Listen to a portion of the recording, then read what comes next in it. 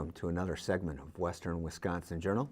I'm Jamie Johnson, the legal and government correspondent, and we are interviewing candidates for the city elections, and returning guest with me here today is Mayor Rich O'Connor. Mayor, welcome. Well, thank you. I appreciate it. Good to be here. Now, so you are running for re-election. Yes. And I guess we have some pre-screened questions so that everything is fair in that regard.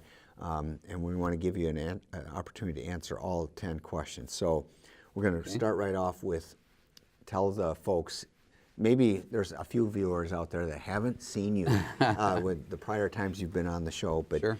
Talk about yourself, your qualifications, and your background for serving as mayor. Okay. Well, first of all, I would like to say that it has been a great honor and pleasure to have served as mayor for the past 2 years.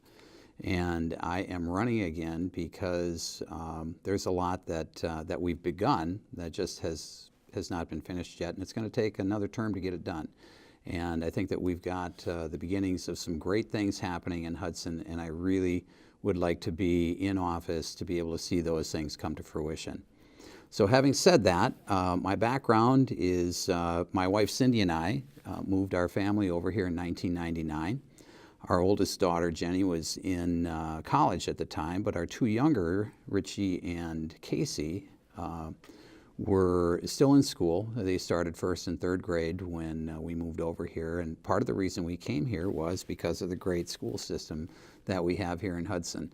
But we had also been watching Hudson for a long time. I was a member of the golf club from the early 90s, and we have been boating on the river pretty much all our lives, and Hudson has always been a big part of what we do, a big part for our family. But in raising the kids, we just thought it was a matter of when, not if, we were coming over here.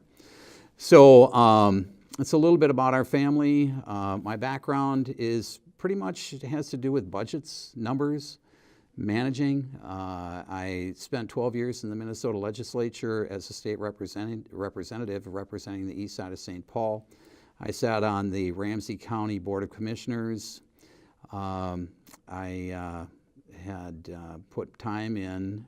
I was appointed to the Capital Improvement Budget Commission for the city of St. Paul, as well as the River Center Authority, which oversaw the demolition of the old Civic Center and the construction of the new Xcel Energy Center, and that was happening, in fact, just about the time we moved over here. I worked with the East Side Neighborhood Development Corporation, again on the development side, and spent a lot of volunteer time over there. On the private sector side, I was regional manager and senior vice president for City Street, which was a joint venture between City Group and State Street. I was doing that, or did that, for 10 years. I was a regional manager and regional vice president for M&I on the wealth management side. And I got tired of working for other people and started my own business here in town back in 2010. So I've been in the financial services, both commercial and individual, for well over 25 years. Once we got here to town, there were things that I wanted to be involved in. I was a baseball coach for the Boosters for a couple of years, and worked with the Hudson Hockey Association. I was on the board over there. In fact, I was co-founder of an organization that was responsible for building the second sheet of ice over there at the hockey arena. And also, relative to hockey, I founded the group over here that is the Pee Wee International Friendship Hockey Tournament organization that has brought kids throughout the world: New Zealand, Australia, Japan, Canada, and we actually hosted the tournament here in 2011. The tournament is going back to Japan next year, and then we will be hosting the tournament again here in 2011. You mean 20? I'm sorry, 2021. Yeah. Okay. Yeah. Thank you. Thank All you. right.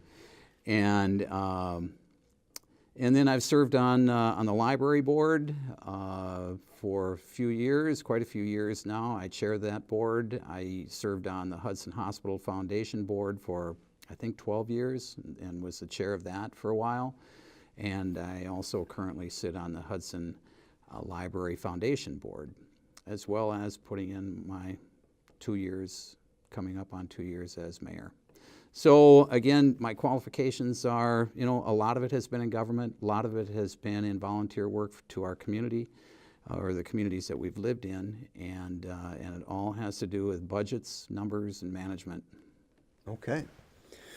So, having been the mayor for the last couple of years, you've gotten some feel for maybe what are the most important responsibilities for the city of Hudson. I guess I didn't specify that specifically, that you are the Hudson mayor. So, Yeah. What do you think the most important responsibilities are for this city's mayor? Having been mayor for 2 years, I can tell you what I've done and the things that I've been involved in. First of all, obviously the mayor oversees all the departments. I generally have, our departments are well run. I've been pretty hands off. These guys do a great job in managing, and I think they've done a very good job, and I think they would all tell you that I don't get too involved in the day-to-day activity that they're involved in. But I do get awfully involved in the negotiation of contracts as well as negotiating with developers, and we've got a lot of activity in Hudson right now. Things on the drawing board, things that have begun, and I have spent quite a lot of my time working with Denny Darnold, our former community development director, and now Mike Johnson, who is the new community development director taking over for Denny, in working with a lot of the developers that are coming in looking to do things in town, as well as recruiting people coming in to develop here in town. So I've been working with that, other contracts that we've been negotiating, but I think the big thing is being the face of Hudson. When you think about cities, the first thing in my mind that comes to mind is the mayor of the city. And back in the 90s, when I thought of Hudson, I thought of Jack Breaux. When people mentioned Hudson, you think of Dean Knutson, you think of Al Burchell. And so I think the mayor really is the face of the city. It's one of the very first things that people think about. So I think that's an important thing as well. Okay. So we're turning now from responsibilities to issues. So what do you see as the most important issues to be addressed by our city government over the next 2 years? You've had, no lack of boring or an overabundance of boring issues. There's been some hot button issues. So right. Do you see any change in that regard in the next 2 years? Or? Well, you never know what might come along. We've had some hot button issues that have come up in the past 2 years that you just never foresee, right? And you just have to be prepared for those. You have to deal with those. The things that are foreseeable for the future, definitely the dog track. We need to get that dog track closed, and they're close to closing it right now. Normally, developments like this take about 2 years before they close and you actually see ground being broken. We had hoped to have ground broken on this by the end of last year, but I think we're going to be a couple months off, but we'd still be way ahead of schedule for that 2-year lead time that you usually need for these types of things. So we're anxiously awaiting the closing on that. And to put that into perspective, one of the things that what makes this so important to us is that currently, and it's all about revenue, and you'll hear this theme repeated by me throughout our discussion today, but it's about trying to reduce taxes overall for the residents, trying to reduce their tax burden and shifting that burden somewhere else, because we have to pay for the services here, there's no doubt about it. And as an example, that dog track currently is generating about $100,000 in tax revenue. 50% of that goes to the school district, and the rest is divvied up between the county and the city and Indian Head. Okay. That means the technical college, just to finish out. Oh, I'm sorry. Yes. Yeah. Thank you. Okay. That means that the city receives about 25% of that, which is $25,000 in tax revenue that we get from that site. The valuation on that property when it's developed is going to be somewhere probably around the $200 million to $250 million mark. And essentially what we're talking about is $4 million in tax revenue that would be generated over there. And 25% of the city, 25% of that is $1 million. There's just 25,000 right now. You can imagine the burden that can be lifted from our taxpayers. And think about that also in terms of the school district. You know, the share of that is going to be $2 million.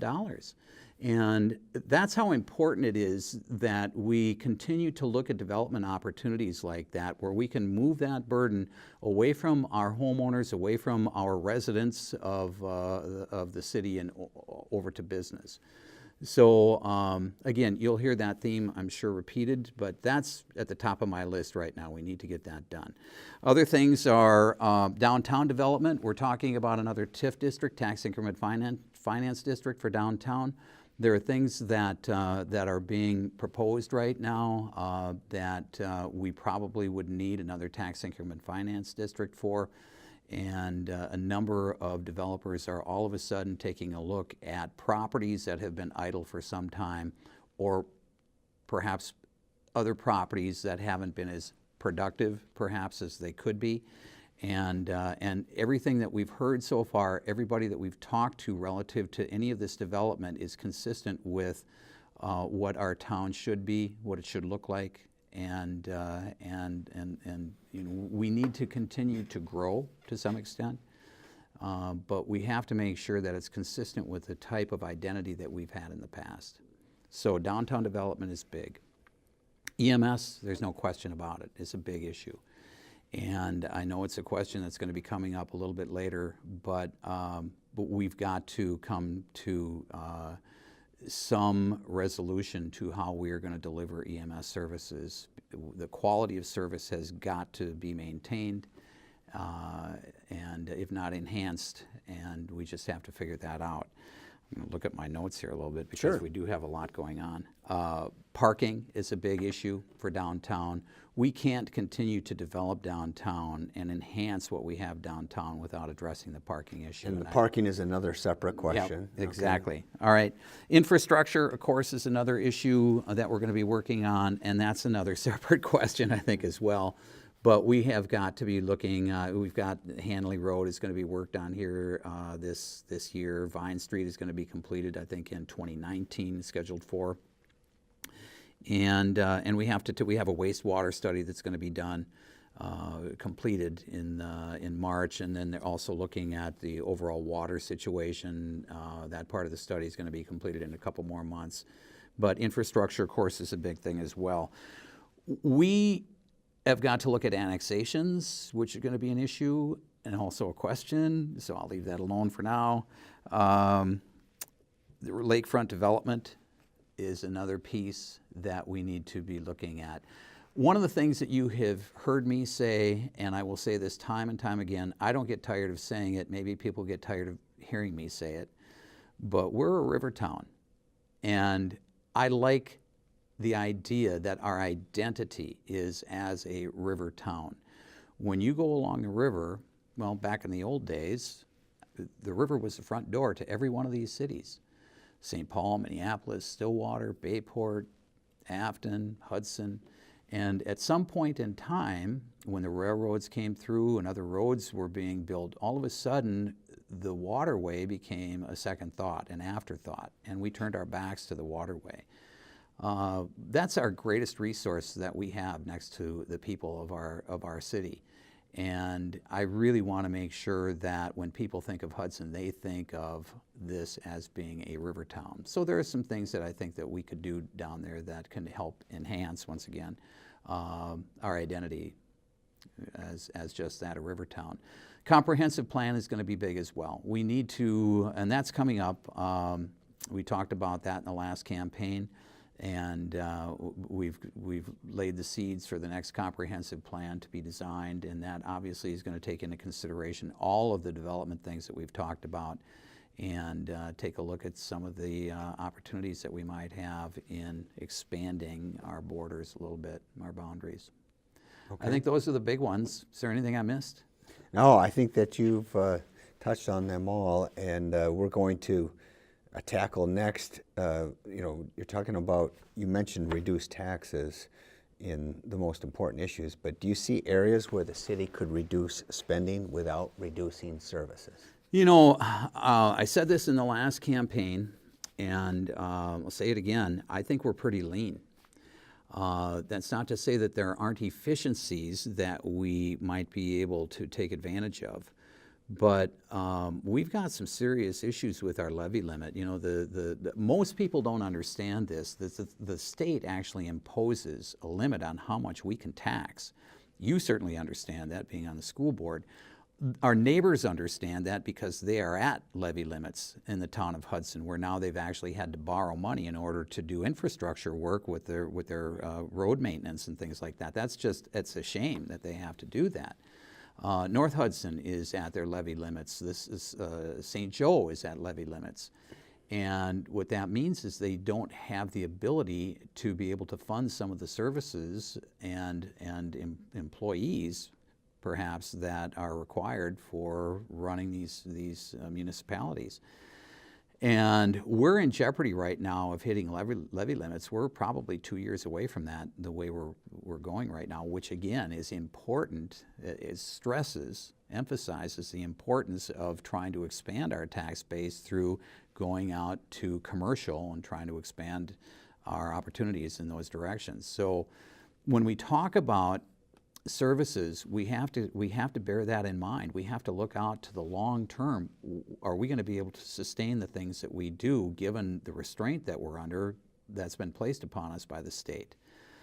So having said that, once again, I'd like to go back to EMS and throw out perhaps a suggestion that we consolidate EMS with fire department. You know, just if nothing else, to buy us some time while we're trying to figure out how we're going to make this work. So that would be the one thing I would suggest. Yeah, okay, but you think it can be done, and that consolidating would reduce spending without reducing the service? Exactly. All right. Now then, speaking of development, what's your position on allowing or limiting more residential and commercial development in Hudson?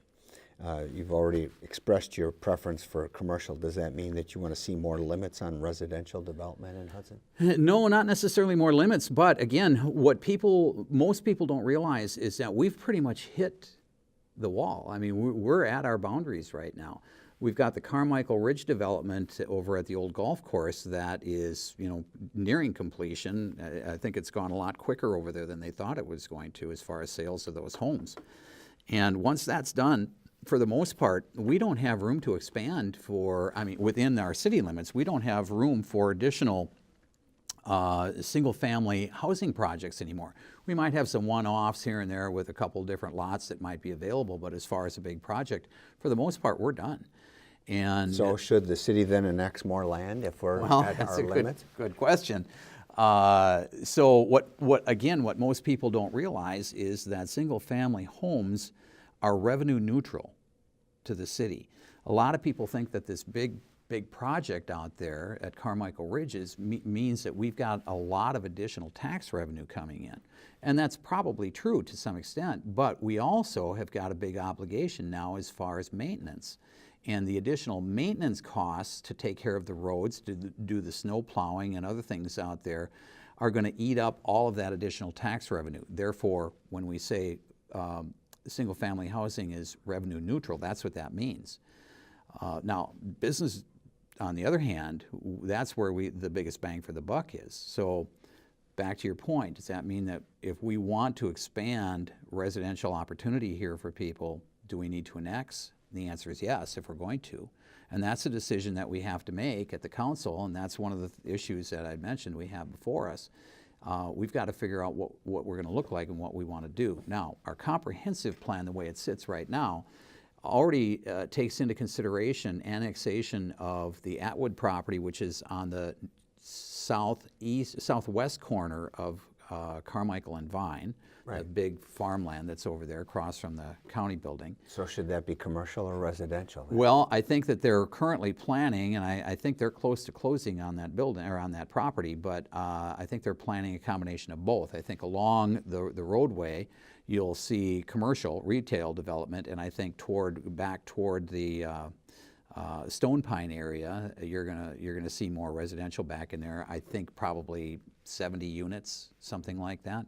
And it could be higher density multifamily, or it could be single family. We just don't know exactly what they have planned yet. Nobody's come to us with their plans. That, like I said, the property hasn't been closed yet.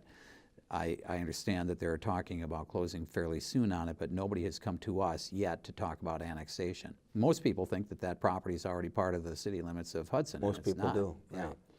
The other property that we're looking at that's part of the comprehensive plan is just south on Carmichael, the other side of the freeway, that is pretty much across from the dog track, maybe a little bit farther south. I think it's adjacent to the Y camp down there, just north of it.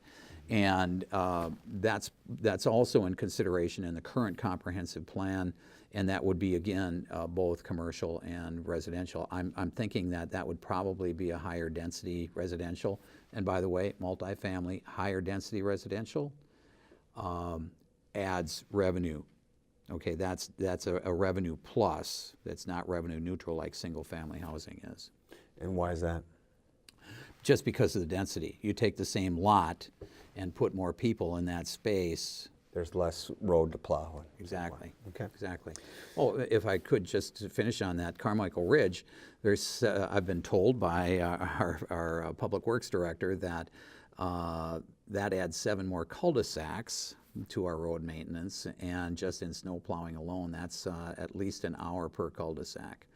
So in the not too distant future, we're going to be looking at additional equipment as well as potentially another person, just to take care of some of the additional maintenance tasks that the residential construction present to us.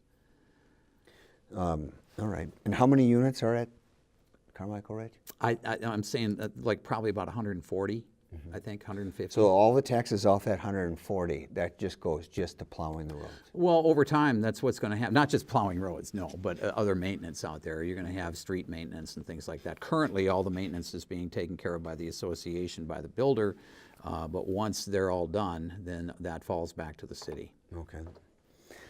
So next up is, what is the position on allowing, well, we got the annexation, I'm sorry, the infrastructure, plan for maintaining and Oh, you know improving. what? Can I back up a second? Sure. Annexation, all right? So we also have the business park development. All right, our business park right now is just about, we just talked about residential, so, and to some extent some commercial on those 2 lots.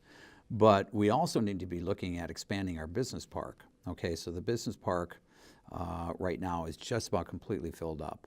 And we have opportunities perhaps. Why is it that we don't have enough room in the business park? Why haven't we expanded it to make sure that there's always been room? Because we have to annex property, we have to buy and annex property in order to do that. The business park was a joint. River Falls is doing it, but Hudson hasn't.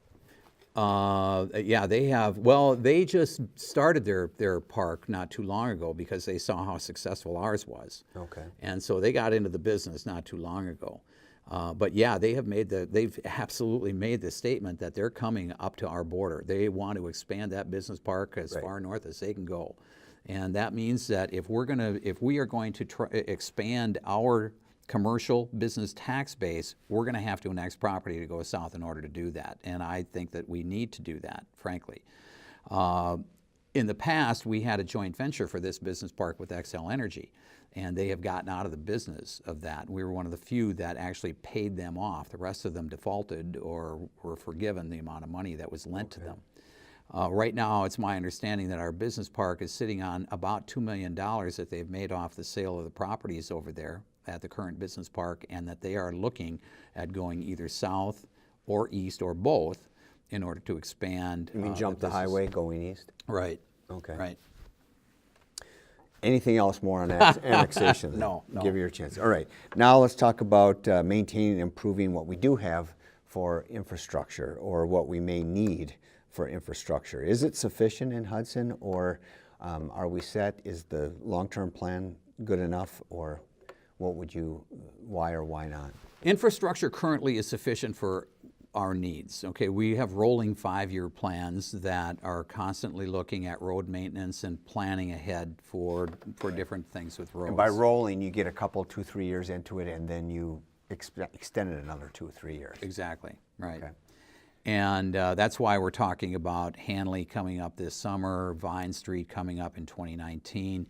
We've got the whole Carmichael project that's we're looking down the road to that, but the state's going to dictate when that's going to happen because Right. of the highway funds. I was going to say, you've got another unit of government dictating some of At our least one. streets. Yes. Yeah.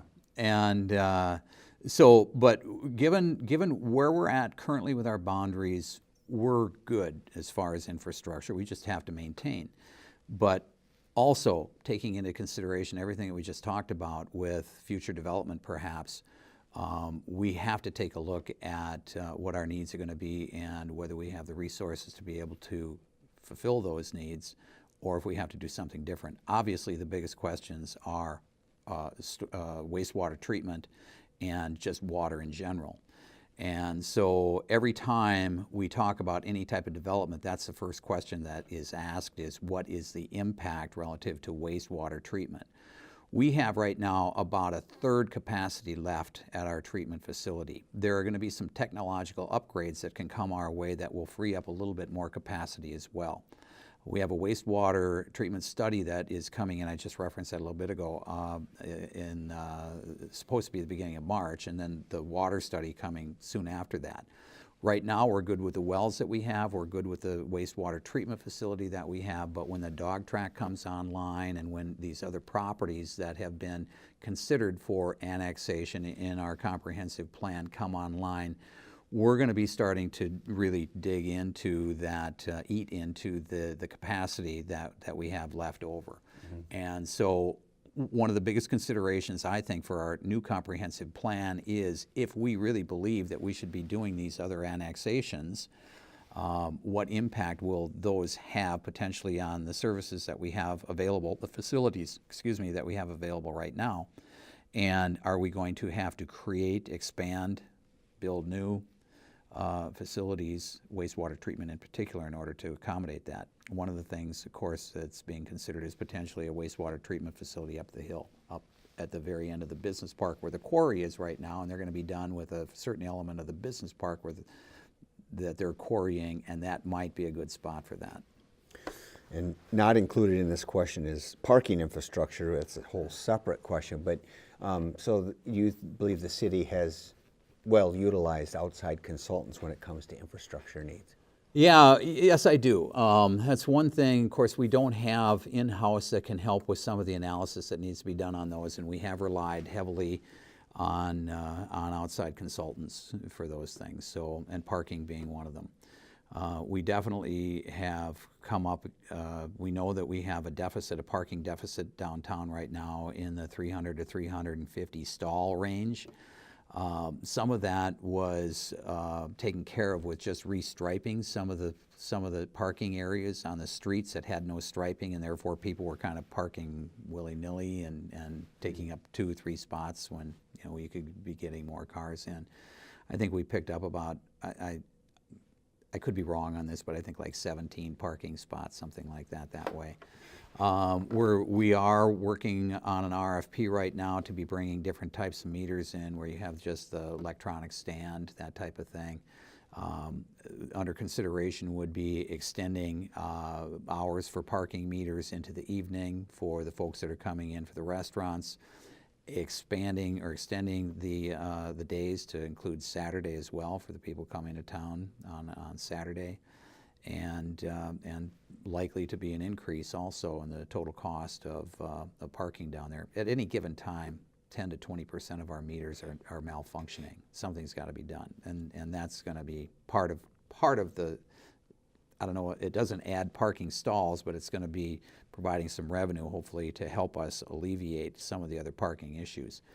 Currently, I am personally negotiating with 2 private entities for parking that would be on our surface lots, the lots that the city owns, to build additional facilities there. And the one, of course, is right behind the fire station where we currently have, I think it's about 48 stalls available.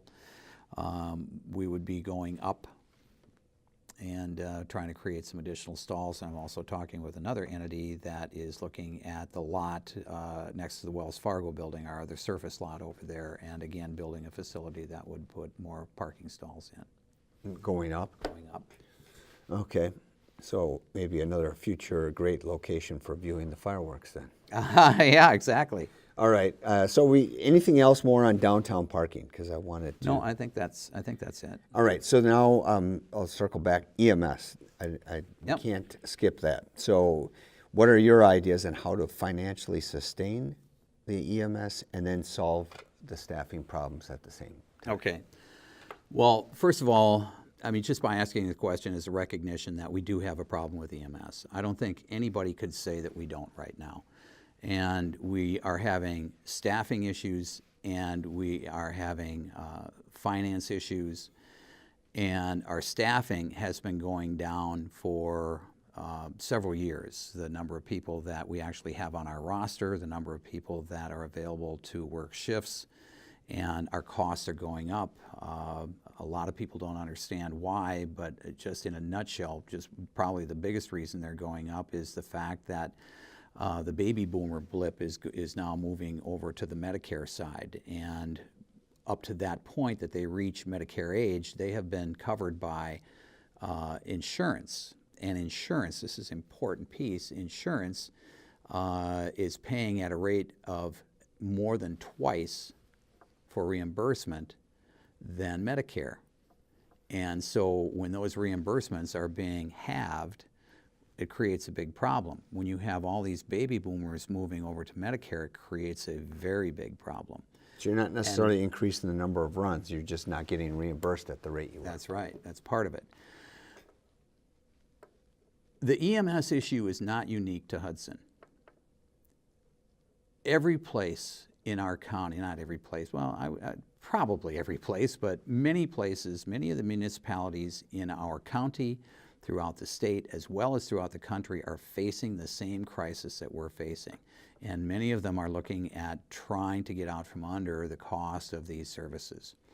I do want to say this, please indulge me for a moment. Okay. A year ago, not quite, well, close to 2 years ago, back in June of 2016, our city council had asked me and Councilman Tom McCormick to very specifically enter into contract negotiations with Hudson Hospital and health partners to see if they could take over our service and to see what that would look like if they did. We weren't tasked with find a solution to our EMS pending situation. What they said was very specifically negotiate with Hudson Hospital and health partners. Who asked that? The city council. Okay. And they voted unanimously to ask us to do that. And on several occasions, they again voted to have us continue to negotiate as we were apprising them of what was going on with the negotiations up to that point. When we came in with the contract and it was revealed that the only way that Hudson Hospital and health partners would enter into an agreement with us was by not utilizing our EMTs, meaning that all of our EMTs would lose their jobs, at that point, the council shot the messenger. Mm-hmm. And they threw us under the bus. And you probably saw a lot of what happened out on Facebook, but we only did what we were asked to do. We did what we were tasked to do. So now we have to look at a different solution. Problem's the same. The thing is, you get into an issue like this, and emotion can take over the argument, can take over the issue.